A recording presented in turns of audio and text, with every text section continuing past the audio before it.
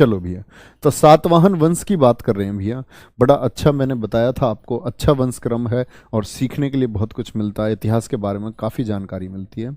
तो सातवाहन वंश की बात करते हैं तो पहली बात तो इसके इम्पोर्टेंट बात है कि इसने भारत पर 300 वर्षों तक शासन किया है।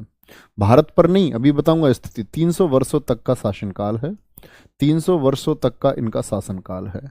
मेरे साथ बच्चे बोला करो मन मन में, 300 वर्षों तक इनका शासनकाल रहा। ठीक है जी। 300 वर्ष को कि इन शासनकाल में इनकी जो भाषा है, भाषा इनकी थी प्राकृत। भाषा इनकी प्राकृत है सातवाहन वंश की। और अगर बात करें धर्म इनका कौन सा था, धर्म था इनका ब्राह्मण धर्म। कौन सा धर्म है? ब्राह्मण धर्म था। अब आप एक चीज देखोगे बच्चे, यहाँ यहाँ आप लोग एक चीज समझ पा रहे होंगे कि अगर हम इनसे पहले कौन कौन से वंश थे, दो सातवाहन से पहले मैंने आपको कौन कौन से दो वंश पढ़ाए हैं, तो आप कहोगे जी सुंग वंश पढ़ा हमने, और हमने पढ़ा भैया जी कण्व वंश को।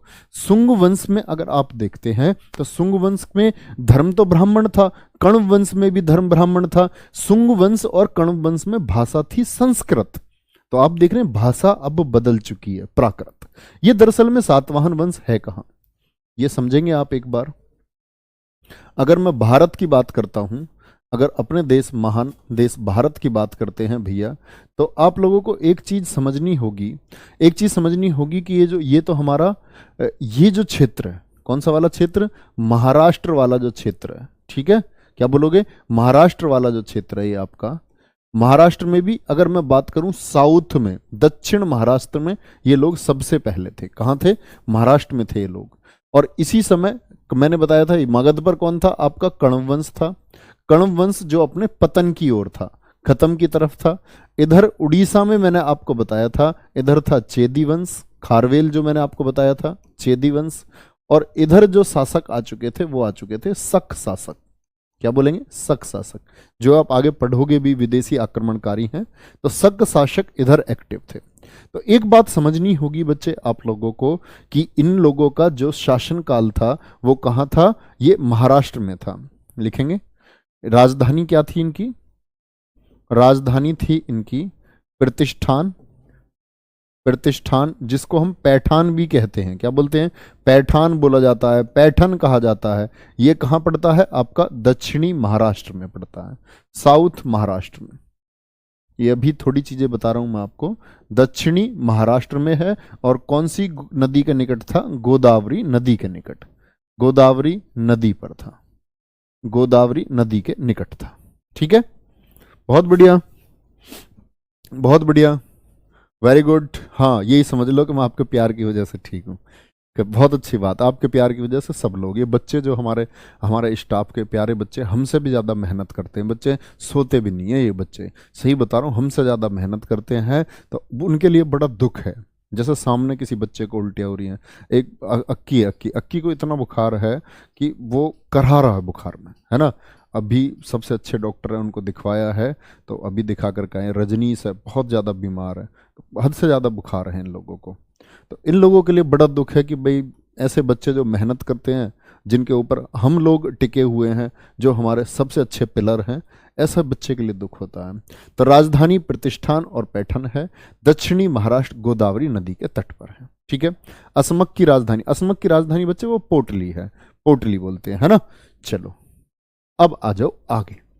आगे क्या बात है? तो बच्चे हम किसी भी वंश को अगर पढ़ते हैं, मान के चलो हम किसी वंश को पढ़ रहे हैं, तो इसके वंश के संस्थापक हमको पता होने चाहिए। फाउंडर कौन है? फाउंडर कौन थे इनके? फाउंडर हैं इनके आपके सिमुक। कौन है? फाउंडर है सिमुक। और सिमुक ने इसको फाउंड कैसे कर दिया? तो जो कण्व वंश के शासक थे, कण्व वंश के अंतिम शासक मैंने आपको बताया था सुशर्मन। तो लिख लेना, सुशर्मन की हत्या सिमुक ने की थी और दक्षिण में एक वंश, सातवाहन वंश की स्थापना कर दी इसने। और इसी वंश को हम लिखना, इसी वंश को आंध्र के सातवाहन वंश के नाम से भी जानते हैं। इसी वंश को आंध्र का सातवाहन वंश भी कहा जाता है। आंध्र का सातवाहन वंश भी कहा जाता है। आंध्र का सातवाहन वंश भी कहते हैं। ठीक है भैया जी, यहां तक की बात में कोई दिक्कत? अब किसी भी वंश के बारे में जो जानकारी मिलती है, मैं आपको हमेशा बताता हूं, जैसे मौर्य काल में हमें जानकारी मिलती है इंडिका पुस्तक से, मेगस्थनीज ने लिखा उसको, तो मौर्य काल से हमको जानकारी हुई कि भी मेगस्थनीज ने एक बुक लिखी जो मौर्य काल के प्रशासन के बारे में जानकारी देती है। ठीक है, अब यहां एक बात आती है बच्चे कि आंध्र का सातवाहन वंश भी इसको हम बोलते हैं, तो हमको ये जानकारी कहां से मिली है? तो इंपॉर्टेंट बात है, सातवाहन वंश के बारे में जानकारी, सातवाहन वंश के बारे में जानकारी, वंश के बारे में जानकारी। भाई मन नहीं लगने का ऐसे चक्कर ये है कि क्लास जब 2-3 दिन क्लास नहीं होंगी ना, तो फिर मन नहीं लगने का क्लास लिए बगैर, फिर ऐसा रहेगा कि कुछ कुछ छूट रहा है ना, तो ऐसा हो जाता है। सातवाहन वंश के बारे में जो जानकारी मिलती है, ये जानकारी हमको मिलती है नागनिका अभिलेख से, नागनिका अभिलेख से मिलती है। क्या बोलेंगे? नागनिका अभिलेख। नागनिका अभिलेख अभी आगे बताऊंगा मैं कि ये आपकी जो सातकर्णी होगा, सातकर्णी प्रथम, उसकी पत्नी ने लिखा था। नागनिका अभिलेख से जानकारी मिलती है हमको। नासिक अभिलेख जो बालश्री, ये मैंने आपको जीएस के सेट में भी बताया था। नासिक जो बालश्री मत लिखना, ये लिख लो बस नासिक अभिलेख, अभी आगे क्योंकि इनके बारे में मैं आपको बता दूंगा। और तीसरा कौन सा है आपका? हाथी गुम्फा अभिलेख। हाथी गुम्फा अभिलेख, हाथी गुम्फा अभिलेख जो कलिंग के शासक खारभिल ने जारी कराया था। तो इन तीनों से हमें किसके बारे में जानकारी मिलती है? आंध्र के सातवाहन वंश के बारे में जानकारी मिलती है। नितेश माथुर जी पूछ रहे हैं इनका समाज क्या था। बच्चे आज मिथ दूर करूंगा आप लोगों का कि इनके समाज के बारे में जो मिथ है, जैसे लोग कहते हैं कि मात्र सत्तात्मक समाज था, इनका समाज मात्र सत्तात्मक नहीं था। मात्र सत्ता थी लेकिन समाज मात्र सत्तात्मक नहीं था। सारी बातें आप क्लास खत्म होने तक सीख जाओगे, है ना। मात्र सत्तात्मक समाज सिर्फ और सिर्फ सिंधु घाटी सभ्यता में रहा है भारत के इतिहास में, बाकी समाज सब जगह पितृ सत्तात्मक रहेगा। ठीक है, तो कभी भी मात्र सत्तात्मक नहीं लिखेंगे। आयोग के प्रश्नों में भी उसको गलत माना गया है, बस कुछ जगह कुछ अध्यापकों द्वारा, कुछ पुस्तकों द्वारा उसे लिख दिया गया जो कि गलत कथन है। तो आगे बात करेंगे सातवाहन वंश के बारे में जानकारी कहां से मिलती है हमको? नागनिका अभिलेख से, नासिक अभिलेख से, हाथी गुम्फा अभिलेख से हमें इनके बारे में जानकारी मिलती है। ये बात आपको पता होनी चाहिए। अब अगर सिमुक की बात करें तो सिमुक की कोई उपलब्धि है क्या? सिमुक की कोई उपलब्धि है? भैया कोई उपलब्धि सिमुक की नहीं है। सिर्फ इतनी उपलब्धि है उसकी कि उसने एक वंश को स्थापित कर दिया, वो इतना सफल रहा कि उसने एक वंश की नींव डाली। इसके अलावा उसकी कोई भी सफलता सिमुक की हमें इतिहास में देखने को नहीं मिलती है ना, ये बात आपको पता होनी चाहिए। फिर लिखेंगे सिमुक का उत्तराधिकारी। जो ये सिमुक था, इस सिमुक का उत्तराधिकारी कौन हुआ? सक्सेसर ऑफ द, बोलेंगे सिमुक का उत्तराधिकारी कौन हुआ? तो सिमुक के उत्तराधिकारी ये महत्वपूर्ण शासक है, इसीलिए इसको जानना बहुत इंपॉर्टेंट है बच्चे। जो आपका शासक है सिमुक का उत्तराधिकारी हुआ आपका सातकर्णी प्रथम। क्या बोलोगे? सातकर्णी प्रथम इसका उत्तराधिकारी हुआ।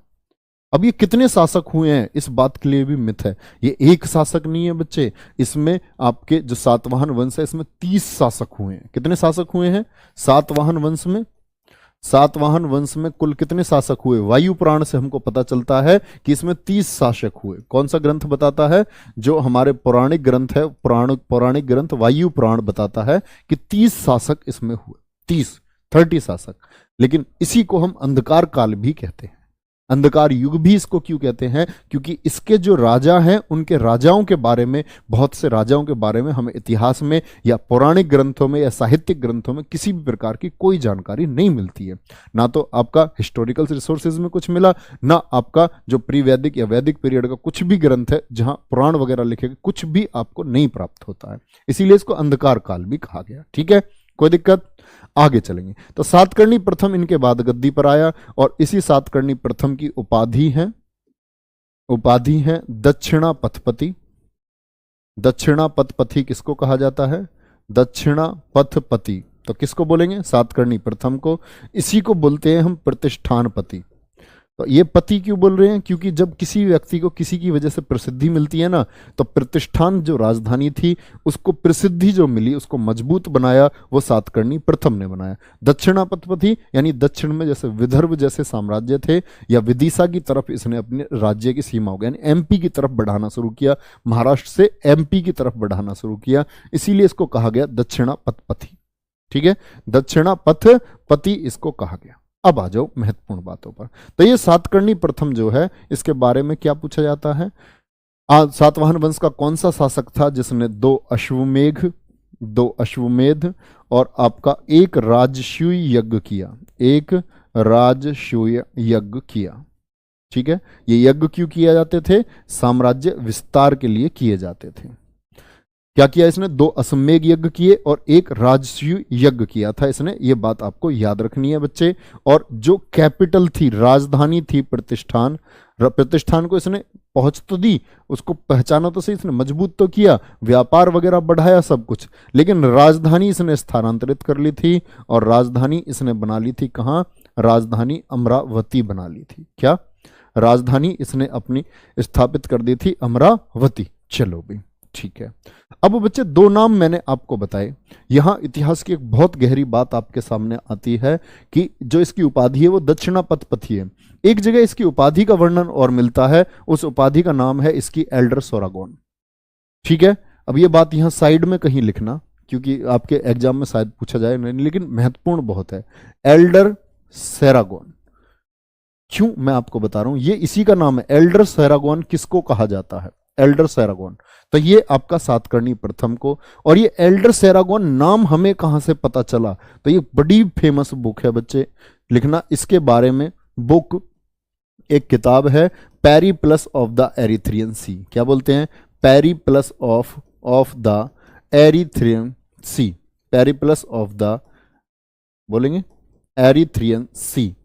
तो ये बड़ी इंपॉर्टेंट बुक है। ये वो बुक है जो किसके बारे में बताती है, यूनान और मौर्य साम्राज्य के बीच जो व्यापार होता था, यूनान और मौर्य साम्राज्य के बीच के व्यापार के बारे में इस पुस्तक में बताया गया है, लिखा गया है। यूनान और मौर्य साम्राज्य का व्यापार इसमें बताया गया है, जो इन दोनों के बीच में आदान प्रदान होता था। तो कई बार पूछा गया है एग्जाम्स में, Periplus of the Erythraean book के लेखक कौन है, तो भैया एक अज्ञात नाविक है जिनके बारे में नहीं पता चला है, जिनके बारे में नहीं पता चला है कि ये किसके किसके द्वारा लिखी गई है। तो लेखक कौन है, अज्ञात कोई नाविक कहते हैं। कौन है लेखक, कौन है, हाँ बिल्कुल बिल्कुल अभी बताएंगे, नितेश माथुर अभी बताएंगे। आपका जवाब एकदम ठीक है, नितेश माथुर से पूछ रहे हैं कि ब्राह्मणों को भूमि दान की परंपरा यहीं से शुरू हुई थी। बिल्कुल यहीं से शुरू हुई, और यही भूमि दान की जो परंपरा है आगे चल करके सामंती व्यवस्था को जन्म दिया। जो सामंत जन्म लेंगे इतिहास में, सामंत मैं आपको पढ़ाऊंगा सामंत क्या होते हैं, तो ये इसी व्यवस्था की वजह से सामंती व्यवस्था का जन्म भारत में हुआ है। चलो भाई नेक्स्ट आगे पढ़ेंगे। क्या बोला मैंने, सातकर्णी प्रथम, उपाधि दक्षिणापथपति, प्रतिष्ठानपति, एल्डर सेरागोन। एल्डर सेरागोन इसको कहां बोला गया है, एक किताब है पेरिप्लस ऑफ द एरिथ्रियन, जिसके लेखक कौन है, अज्ञात कोई नाविक है। उस पुस्तक से हमको क्या पता चलता है, पूछ लेगा। पेरिप्लस ऑफ द एरिथ्रियन पुस्तक किसके बारे में जानकारी देती है, यूनान और जो रोम था उसमें और मौर्य साम्राज्य के बीच का जो व्यापार होता था, तो इसके बारे में ये जानकारी देती है। ये बात आपको पता होनी चाहिए। चलो भाई अगली बात पर आते हैं। भूमि दान की प्रथा सातकर्णी प्रथम ने ही शुरू की थी। भूमि दान की प्रथा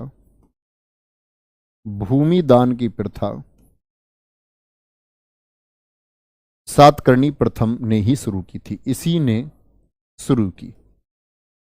लेकिन यह भूमिदान किसको करते थे, तो यह भूमिदान होता था ब्राह्मणों को। किसको होता था, ब्राह्मणों को होता था भूमिदान। इस बात का याद रख लेना, ब्राह्मणों को भूमि दान करना किस शासक ने, वंश पूछे तो सातवाहन वंश हो गया, लेकिन शासक का नाम पूछे तो सातकर्णी प्रथम आपको लगाना है। सातकर्णी प्रथम ने शुरू किया था, और ये जो सातकर्णी प्रथम है इसी की पत्नी का नाम है नागनिका। तो ये जानकारी हमको कहां से मिलती है, इस परंपरा की लिखेंगे। इसकी जानकारी, ये भूमिदान की बात है, इसकी जानकारी नाना घाट अभिलेख से प्राप्त होती है। कहां से, नाना घाट अभिलेख से प्राप्त होती है। नाना घाट अभिलेख से प्राप्त होती है। और ये नाना घाट अभिलेख किसने जारी कराया, ये इसकी पत्नी थी नागनिका। नागनिका लिख लेना, सातकर्णी प्रथम की पत्नी नागनिका द्वारा जारी किया गया था। नागनिका द्वारा जारी। सुशील यादव जी लिख देना इसको, है ना। सुशील यादव जी पता कौन है, आपके नोट्स जो लिखते हैं इतिहास के, सुशील यादव नाम है।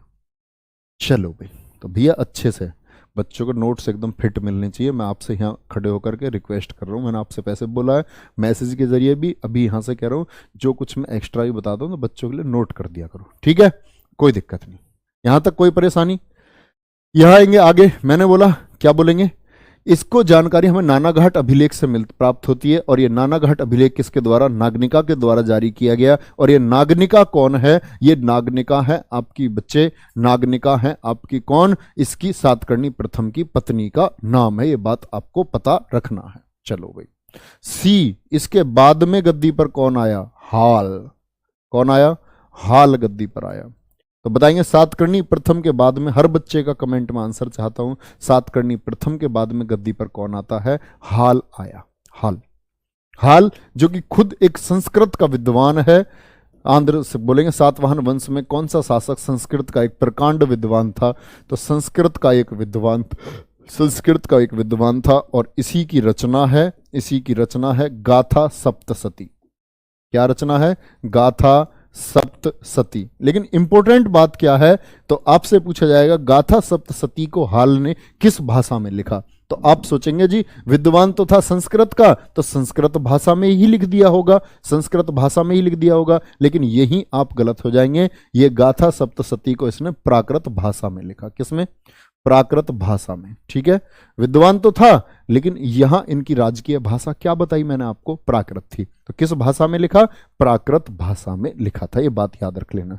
तो बच्चे इनको बोलते हैं हम, मैंने बताया नानाघाट अभिलेख, नासिक अभिलेख, हाथी गुम्फा अभिलेख, ये बताते हैं किसके बारे में, सातवाहन वंश के बारे में। तो उनको हम बोलते हैं वो एक हमारा क्या है, पौराणिक स्रोत है। लेकिन साहित्यिक स्रोत की बात आती है, जैसे साहित्यिक स्रोत में क्या मिलता है आपको, गाथा सप्तशती किसके बारे में बताता है, तो आंध्र के सातवाहन वंश के बारे में। वायु पुराण किसके बारे में बताता है, तो ये इसके किसके बारे में, आपका सातवाहन वंश के बारे में बताता है। तो ये बात आपको कभी नहीं भूलनी है, ठीक है? यही नोट कर लेना जो बात मैं आपको बता रहा था।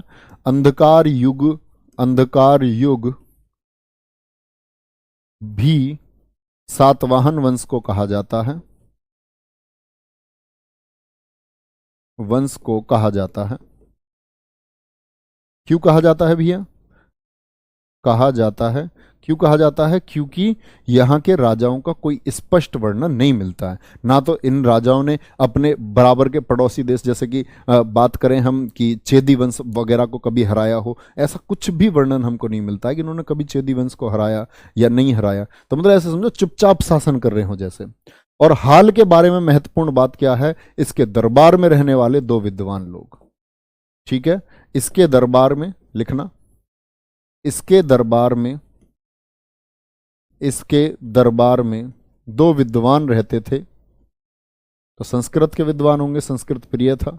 इसके दरबार में दो विद्वान रहते थे। क्या नाम है विद्वानों के, कौन बताएगा, फटाफट से बताएं। एक तो है भैया आपका सर्ववर्मन, क्या नाम है उसका, सर्ववर्मन। और एक है आपका, दूसरे का नाम है गुडाढ़। क्या बोलेंगे, गुडाढ़।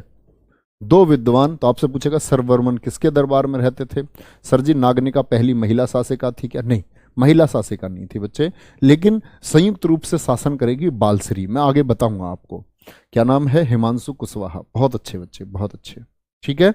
क्या बोलेंगे, सर्ववर्मन और गुडाढ़। तो इसके दरबार में रहने वाले दो विद्वान थे। और सर्ववर्मन को जाना जाता है किस बात के लिए भैया, सर्ववर्मन को हम लोग जानते हैं कि इसने पुस्तक लिखी, बुक लिखी, तांत्रक, सॉरी, बुक कौन सी लिखी इसने, इसकी बुक है तांत्रक। तो तांत्रक पुस्तक के लेखक कौन है। और साथ ही गुडाढ़ की अगर बात करते हैं, गुडाढ़ ने कौन सी बुक लिखी है, इसने बुक लिखी है आपकी भैया वृहत कथा। क्या बोलेंगे, वृहत कथा लिखी, वृहत कथा लिखी, ठीक है? अब समझो बात को। तो ये जो दो विद्वान हैं, खुद हाल की एक रचना महत्वपूर्ण है, और इसके दरबारी लोग सर्ववर्मन और गुडाढ़, इनकी दो पुस्तकें फेमस हैं। किसके, तांत्रक और वृहत कथा। तो तांत्रक और वृहत कथा, कभी पूछ ले आपसे कि तांत्रक और वृहत कथा से हमको किसकी जानकारी मिलती है, तो आपको लिखना सातवाहन वंश की जानकारी लिखती है। क्या बोलेंगे, सातवाहन वंश की जानकारी मिलती है। अब यहां बच्चे बात आती है, ध्यान से देखना, ध्यान से देखना। सर जी कोरोना किस किस को हुआ है? बच्चे जो स्टूडियो है ना यहाँ ग्रेटर नोएडा में, तो यहाँ सब पॉजिटिव है। अब क्लासेस सिर्फ उन टीचर्स की होंगे जो अपने घर से क्लास लेते हैं, जिनके घर नेट की सुविधा है, जिनके घर नेटवर्क हैं, और जो स्पेशल बिल्कुल अलग रह सकते हैं। जैसे मैं हूँ, अब हमारे घर क्या है, हमारे गाँव में नेटवर्क नहीं है, ना घर डिजिटल बोर्ड है, तो मुझे तो स्टूडियो की क्लास लेनी पड़ेगी आकर के। तो स्टूडियो क्लास लेने का मतलब है कि फिर सब लोगों के संपर्क में आया जाएगा।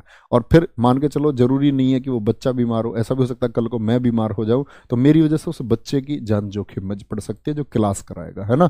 तो इसीलिए सब लोगों की छुट्टी की जा रही है कि 2-3 दिन के लिए सब लोग अलग अलग हो जाएंगे, तो ये चेन टूट जाएगी, चेन ब्रेक हो जाएगी, है ना।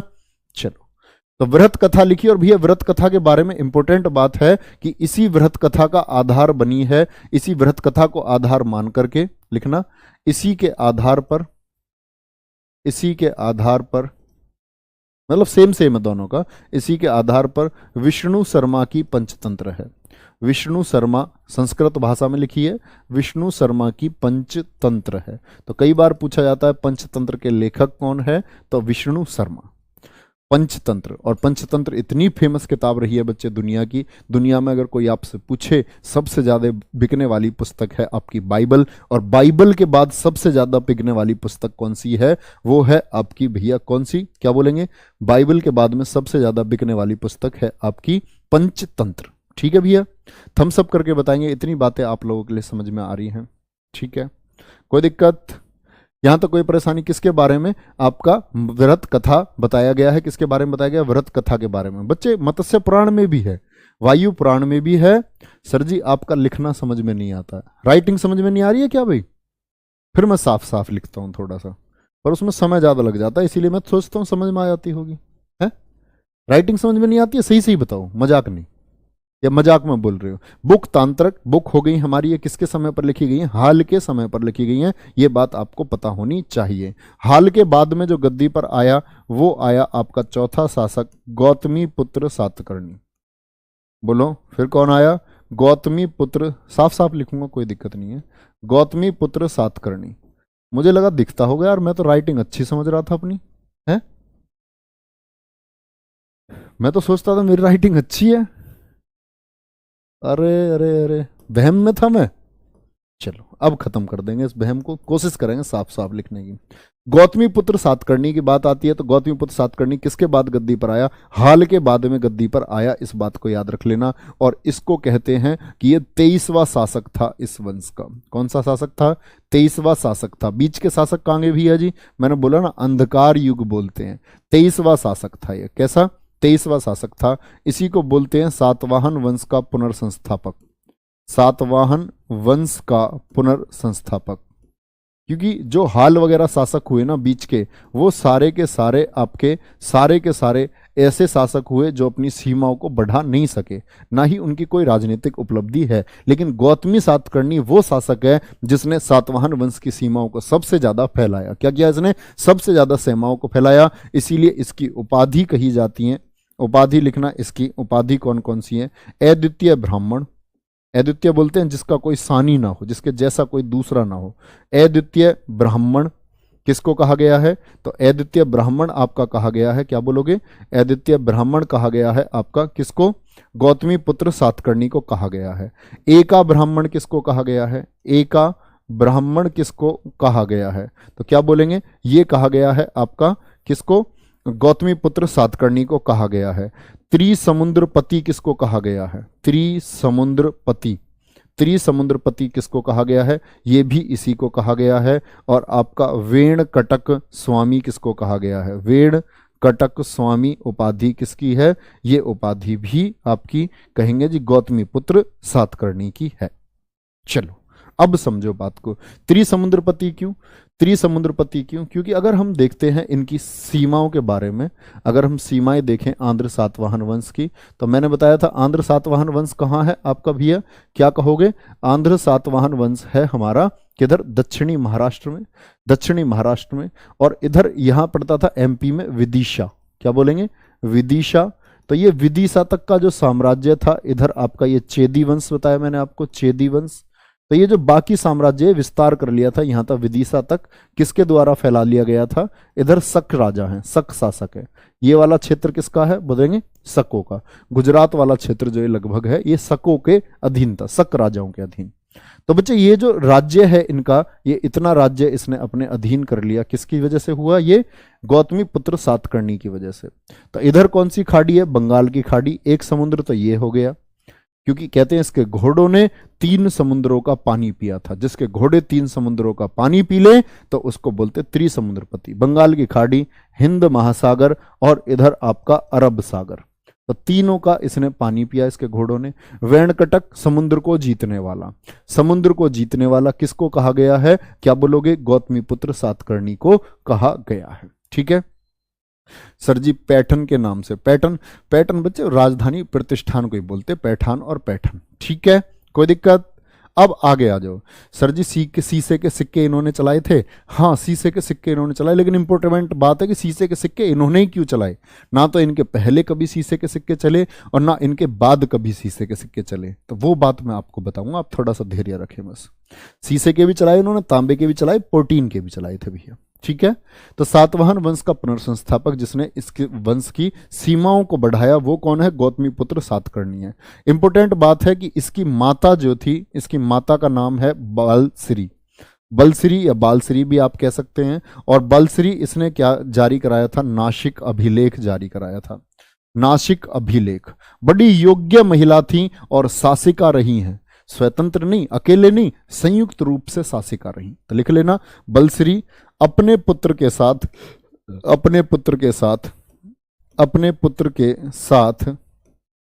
संयुक्त रूप से शासिका रही। संयुक्त रूप से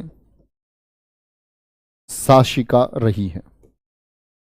ऐसी सातवाहन वंश की ऐसी कौन सी महिला थी जिन्होंने अपने पुत्र के साथ शासन किया था? तो वो बलश्री हैं। कौन है? बलश्री। पुलवामी की दादी है, पुलवामी सातकर्णी की। और क्या बोलोगे? गौतमी, जो आपके गौतमी पुत्र सातकर्णी है, इनकी ये क्या है? माता है। अब बच्चे आप देख रहे होगे बार बार नाम गौतमी पुत्र सातकर्णी, तो एक महिला का नाम इनके साथ जुड़ा मिलता है, जिसके साक्ष्य मिलते हैं कि इनकी मां के नाम को ही अपने नाम के साथ लिखते थे। लेकिन बच्चे कभी भी ये मत समझ लेना कि ये समाज मात्र सत्तात्मक था, नहीं। समाज कैसा था? समाज पितृसत्तात्मक था, लेकिन माता को बड़ा सम्मान देते थे। अपनी माता को सम्मान देने में कौन सा वंश सबसे आगे रहा? वो सातवाहन वंश था। लेकिन बच्चे समाज कैसा था इनका? लिख लो इस बात को। कभी सोचो माता जी के नाम पर इसको ये डिसाइड कर दो कि मात्र सत्तात्मक था। समाज इनका पितृसत्तात्मक ही था, पितृसत्तात्मक ही था। ठीक है, आगे चलेंगे। समाज क्या है? पितृसत्तात्मक था। यूपीएससी इंटरव्यू का क्वेश्चन भी है, यूपीएससी मेंस का क्वेश्चन भी है ना, कि ये बात की, इस बात की व्याख्या कीजिए, इस बात की व्याख्या कीजिए कि आंध्र सातवाहन वंश जो था वो मात्र सत्तात्मक नहीं था। ये बात की विवेचना करनी है, अपने स्पष्टीकरण दीजिए, स्पष्ट शब्दों में बताइए कैसे नहीं है। तो क्या याद रखेंगे? आपको फैक्ट याद रखना है बस। अपने पुत्र के साथ संयुक्त रूप से ये शासिका रही। कौन है इनकी माता? इनकी माता है बलश्री। ये बात कभी मत भूल लेना, ठीक है। और अगर बात आए समाज की, समाज कैसा? पितृसत्तात्मक। मात्र सत्तात्मक समाज याद रख लेना। सिर्फ और सिर्फ थी, सिर्फ और सिर्फ कौन? क्या बोलेंगे भैया जी? सिर्फ और सिर्फ कौन? बोलो। सिर्फ और सिर्फ सिंधु घाटी सभ्यता थी मात्र सत्तात्मक, ठीक है। बहुत बढ़िया गुरुजी, आपकी लिखाई अच्छी है।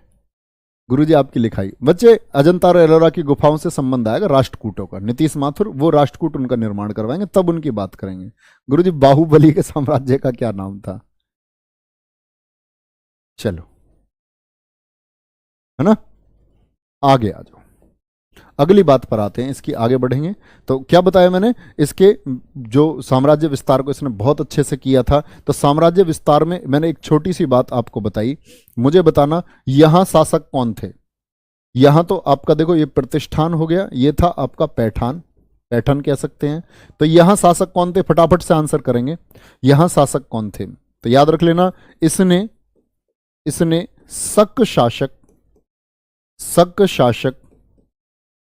शक शासक नहपान को हराया था।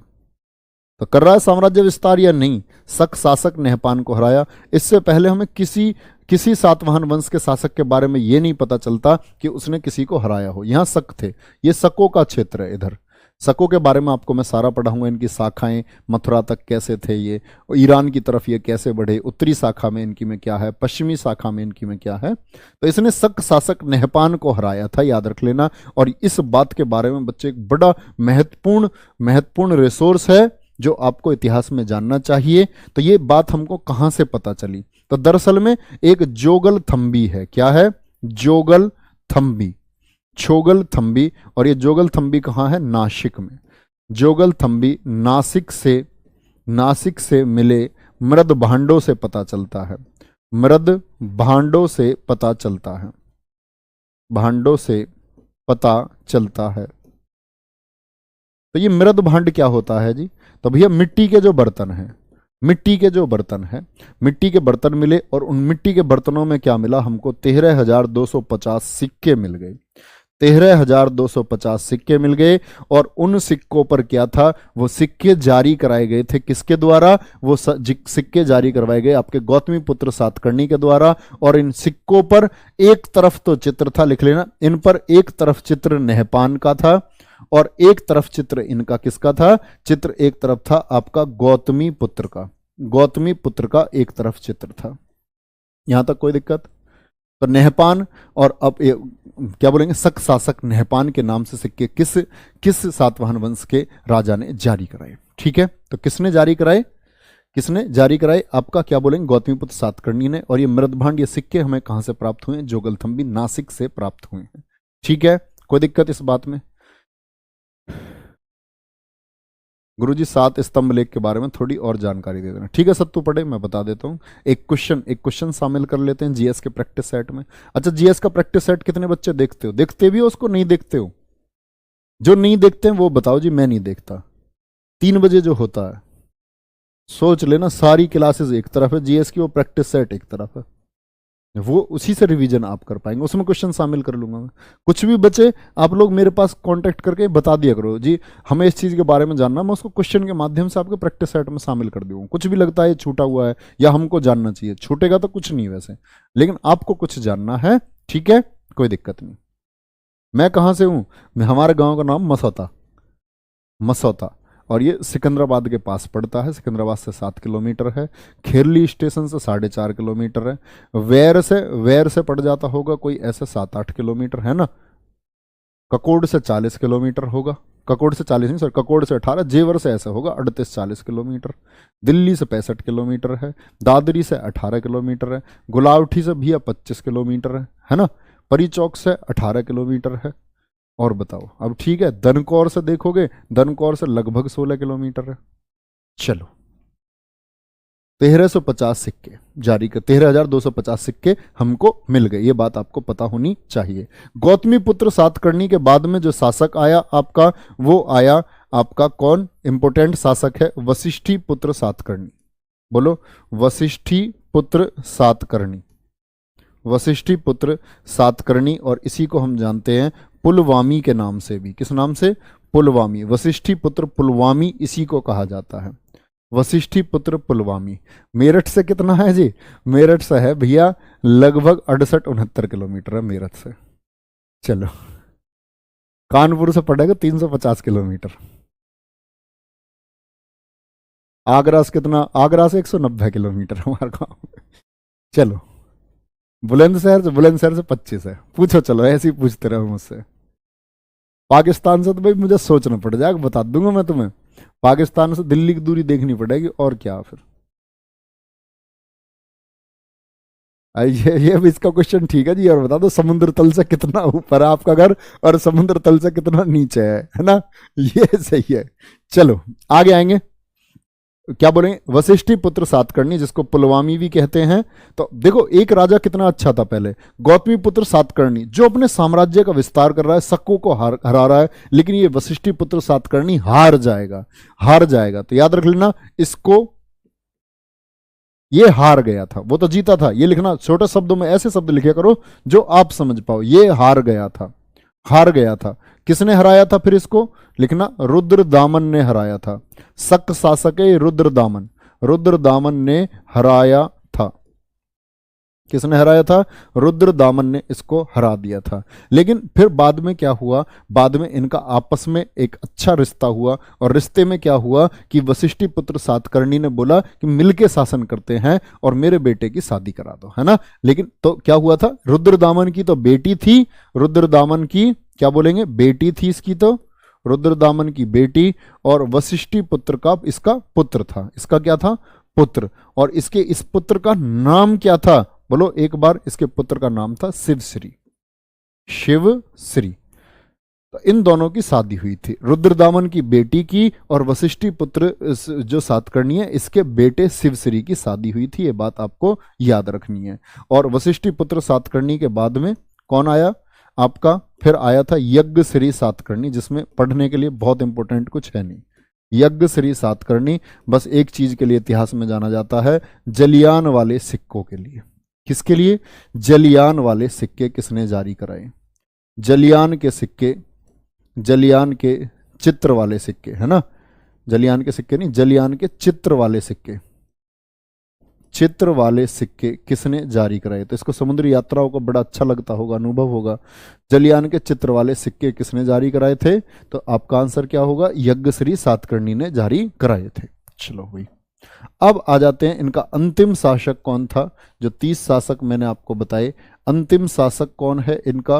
अंतिम शासक था इनका भैया आपका अंतिम शासक विजय। अंतिम शासक कौन था इनका? विजय इनका अंतिम शासक था, है ना, याद रख लेना। अब आ जाते हैं इनके व्यापार के ऊपर। ठीक है, इनके व्यापार से क्या क्या क्वेश्चन बन सकते हैं।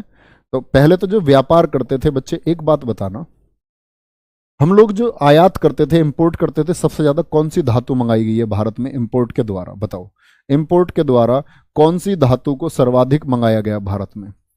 सोना, 4 ऑप्शन देता हूं आपको, सोना, चांदी, तांबा या फिर निकिल। बताओ फटाफट। हाँ, जूनागढ़ अभिलेख के बारे में जब रुद्रदामन मैं आपको पढ़ाऊंगा तब सारी बात बताऊंगा, किसका जिक्र मिलता है, कौन कौन से राजाओं के बारे में वहां से पता चलता है, सब कुछ क्रम से पढ़ते हुए चलेंगे।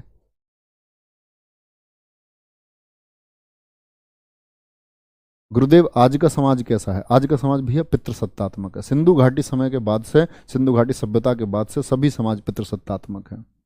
मैं भी आपके कमेंट्स पढ़ूंगा, बस ये बात आप लिख लें एक बार। तो अंतिम शासक कौन हुआ आपका? इनका विजय हुआ। तो कौन सी धातु का? तांबा। तांबा बोल रहे बच्चे, याद रख लेना, हम लोगों ने चांदी सबसे ज्यादा मंगाई है, चांदी सबसे ज्यादा मंगाई है। और चांदी आती थी आपका किधर? इधर आती थी, यहां एक बंदरगाह था भड़ोच।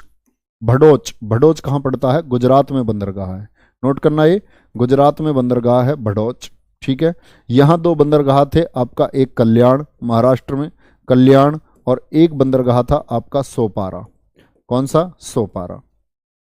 तीनों बंदरगाहों के नाम लिखना। ये बोलेंगे भड़ौच, तो जो सातवाहन वंश के शासक थे वो किस किस बंदरगाह से सबसे ज्यादा व्यापार करते थे? तो उनका तो कल्याण से होता था। कौन से? कल्याण बंदरगाह से। तो देखो, जो शकों ने कंट्रोल भारत पर कर लिया, तो ये वाला जो भड़ौच वाला बंदरगाह है ये किसके कंट्रोल में चला गया? मैंने क्या बताया, यहां तक शक शासक थे। तो ये जब ये शकों के अधीन चला गया तो जो चांदी आती थी, इंपोर्ट जो चांदी होती थी, वो चांदी इंपोर्ट होनी कम हो गई।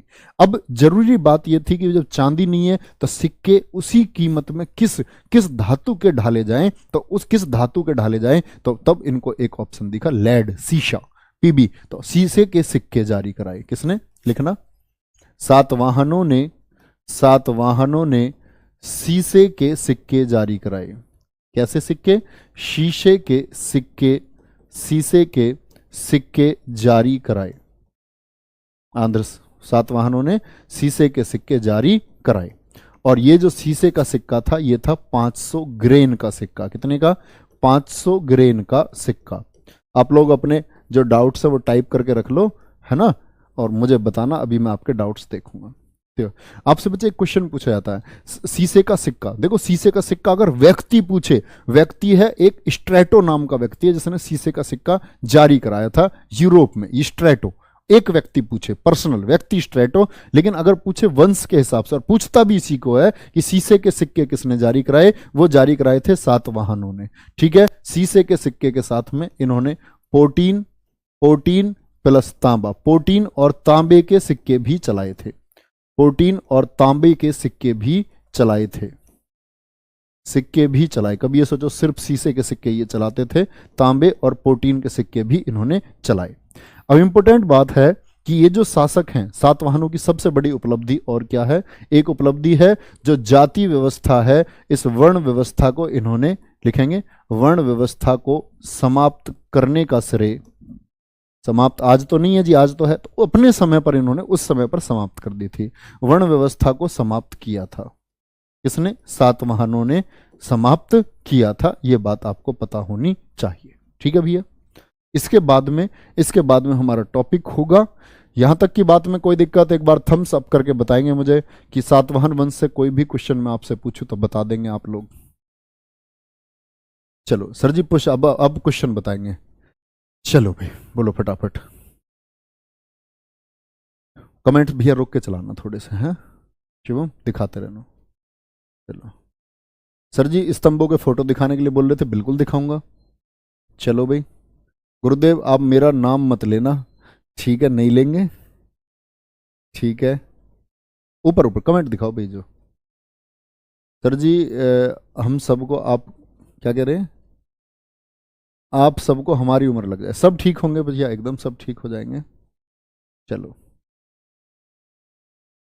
खालौर से कितना है? खालौर अनूप शहर, यार खालौर में तो हमारी मौसी है, हैं? चलो आगे चलेंगे। खालौर में अमित शर्मा, जानते हो अमित शर्मा? नहीं जानते? अनूप शहर वाले बच्चे जानते होंगे। चलो भाई आगे। तुम यार क्या क्या पूछते रहते हो। थैंक यू, अच्छा पढ़ाता हूँ तो फिर तो बहुत अच्छी बात है। आगे चलो। शीत युद्ध बच्चे यहाँ नहीं हुआ, शीत युद्ध के बारे में पढ़ोगे आप, आधुनिक इतिहास जब आएगा तब शीत युद्ध पढ़ोगे।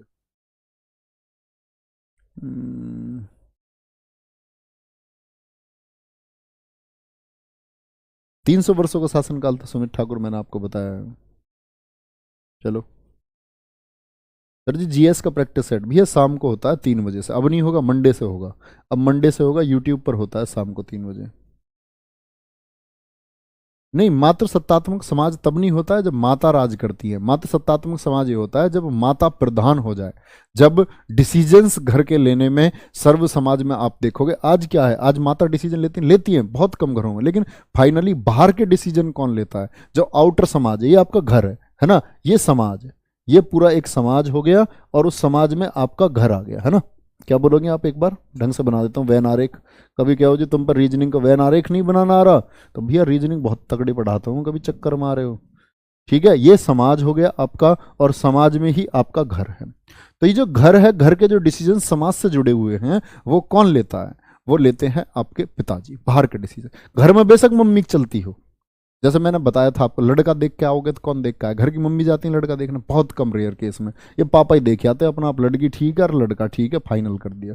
बाहर के मार्केट है, लेन देन है, आपका कुछ भी है, सब कुछ कौन कंट्रोल करता है? पिता। तो जो आप बाहरी समाज से जुड़े हुए निर्णय लिए जाते हैं, इस बात को बोलते हैं कि समाज की स्थिति कैसी है, ना कि राज करने से। अब घर में तो बहुत सारी मम्मियों की चलती है। चलो ठीक है, तो इसे आप लोग एक बार अच्छे से पढ़ लेना, अच्छे से पढ़ करके फिर मैं बताऊंगा विदेशी आक्रमण, जिसमें आपके हिंदी यूनानी आएंगे, शक पहलव कुषाण, बहुत इंपॉर्टेंट है। भारत पर विदेशी आक्रमण के प्रभाव क्या हुए, क्या जैसे जैसे विदेशी आते जाएंगे, अरबों पर आक्रमण से हमें क्या नुकसान हुआ या फायदा ही हुआ, विदेशी आक्रमण से हमें कहाँ फायदा हुआ, क्या नुकसान हुआ, यही इतिहास है बच्चे, इसको जानते चलिए। और प्रश्न बनाना तो एक छोटी सी बात है, प्रश्न तो आप बना ही देंगे, थोड़ा सा जानते चलिए भारत को, है ना, जितना आप जान सकते उतना जानते चलिए। अभी जितनी क्षमता है आप लोगों की, या जितनी मेरी क्षमता है, ये मान लो जितना मैं आपको समझा सकता हूँ। ठीक है, तो बहुत बहुत ध्यान रखिए बच्चे, मंडे को मिलते हैं, मंडे से क्लास कंटिन्यू होंगी 3-4 दिन के लिए। रियली सॉरी, बहुत बहुत सॉरी। आप लोग भी अपने घर का और सब लोगों का ध्यान रखें, है ना, बहुत बहुत ध्यान रखो। Very good. राजसूय यज्ञ क्या होता था भैया? शक्ति प्रदर्शन के लिए होता था, शक्ति प्रदर्शन के लिए होता था ये। ठीक है, अरे छुट्टी नहीं है, मतलब जो क्लासेस मैंने बोला ना, जिनके स्टूडियो सेपरेट है, जहाँ किसी का ना आना ना जाना, ऐसे स्टूडियो से क्लास होती रहेंगी। बात यह है कि यहाँ जो स्टूडियो है, इस वाले स्टूडियो से क्लास नहीं होंगी, क्योंकि यहाँ बहुत सारे बच्चे हैं, तो पता नहीं कहाँ कहाँ वायरस है यहाँ, पता नहीं है अभी। ठीक है, तो उस बात के लिए मैं कह रहा हूँ।